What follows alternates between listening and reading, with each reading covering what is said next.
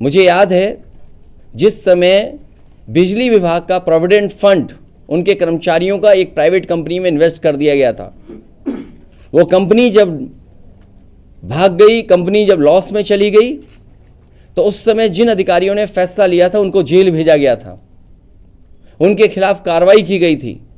मैं इन्हीं भारतीय जनता पार्टी के लोगों से पूछना चाहता हूं, LIC, state bank of India और न जाने कितनी संस्थाओं का पैसा अपने सबसे प्रिय उद्योगपति को लगा दिया, आज कई लाख करोड़ का घाटा हो गया है। क्या उन अधिकारियों को भी जेल भेजा जाएगा जिस तरीके से प्रोविडेंट फंड को भेजने वाले अधिकारियों को सालों साल जेल रखा गया था?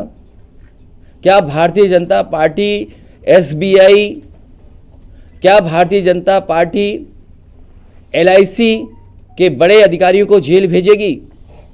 क्योंकि उत्तर प्रदेश में एक उदाहरण है कि अगर आपने किसी प्राइवेट कंपनी में इन्वेस्ट कर दिया है सरकार का पैसा और वो प्राइवेट कंपनी अगर भाग गई है, तो उस समय के अधिकारियों ने जिन्होंने फैसला लिया उनके खिलाफ कार्रवाई हुई, जेल भेज दिया गया।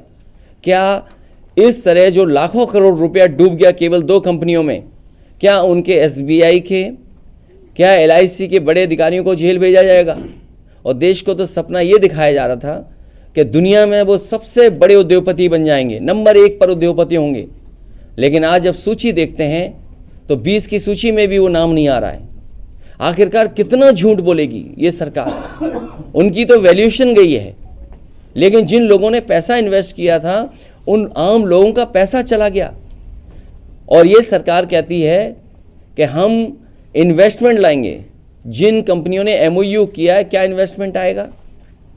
और लखनऊ में जो तैयारी हो रही है इन्वेस्टमेंट की, कम से कम सरकार ये बताए कि पिछली बार इन्वेस्टमेंट कितना आया था जब पहले बार MOU हुए थे।